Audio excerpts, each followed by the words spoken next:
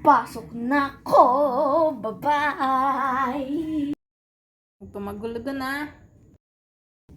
Yan.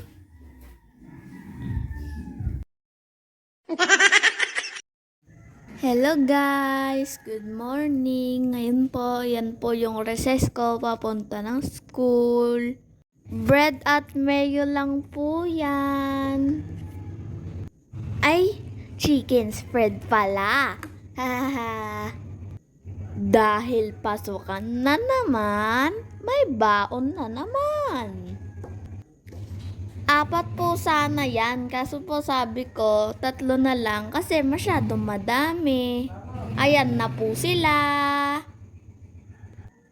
Baka kasi magmukha akong matapaw eh.